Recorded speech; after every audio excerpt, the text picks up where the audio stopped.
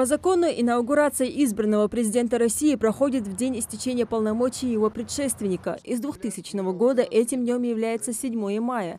Церемония проходит уже в 5-й раз в Андреевском зале Большого Кремлевского дворца. Торжественная часть, как правило, довольно короткая. Избранный президент в Андреевский зал входит с первыми ударами курантов.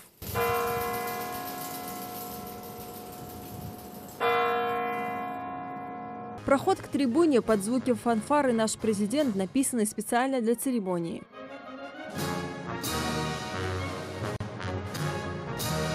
Эта церемония отличается и большим количеством гостей. Пригласили 5000 человек, вдвое больше обычного. Помимо парламентариев, чиновников, деятелей культуры и других известных и уважаемых лиц, на инаугурации Владимира Путина в этом году приглашены волонтеры и активисты, которые были задействованы в его избирательной кампании, в их числе и гости из Ингушетии.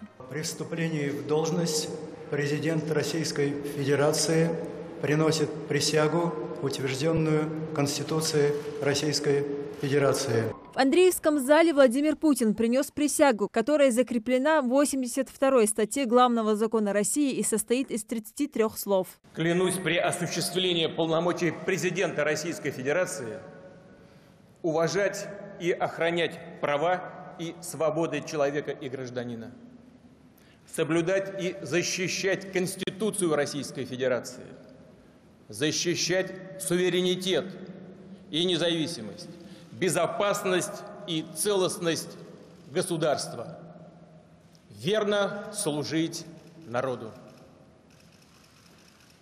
Владимир Владимирович Путин вступил в должность президента России.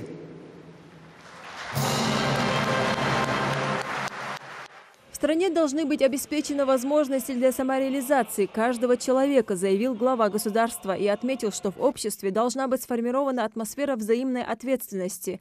Россия должна быть современной и динамичной. Нужны прорывы во всех сферах жизни. И предстоящая напряженная работа требует участия всего российского общества, вклада всех ответственных политических и гражданских сил, объединенных искренней заботой о России.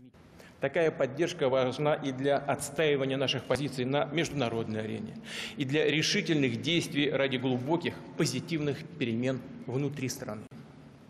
Россия должна быть современной и динамичной, должна быть готова смело принимать вызовы времени, и также энергично отвечать за них, чтобы последовательно наращивать свое лидерство в тех сферах, где мы традиционно сильны. И уверенно, кропотливо, собрав волю в кулак, работать там, где мы еще должны будем добиться нужных для нас результатов, там, где сделано еще явно недостаточно. Чем больше людей, представителей любой профессии, любого социального статуса и уровня полномочий осознает значимость своей роли в улучшении жизни, тем эффективнее, быстрее будет наше движение вперед. Сейчас страна должна использовать все имеющиеся у нее возможности для решения внутренних, самых насущных задач развития. Новое качество жизни, благополучие, безопасность, здоровье человека – вот что сегодня главное, в центре внимания. Президент заявил, что считает смыслом своей жизни – сделать все для благополучия страны. Как глава государства сделаю все, чтобы приумножить силу процветания и славу России. Чтобы оправдать запросы общества и надежды граждан страны, мы обязательно добьемся успеха. Верю, так и будет.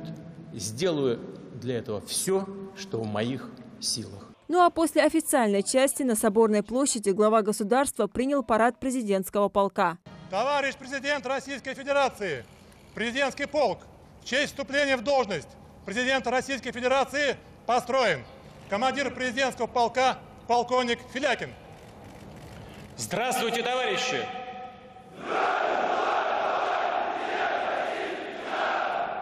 Началась инаугурация в полдень и продлилась около 50 минут. Напомню, что на выборах президента России 18 марта этого года Владимир Путин набрал более 76% голосов избирателей. Это уже 4-й срок на посту главы государства, и он первый президент, срок полномочий которого исчисляется 6 годами.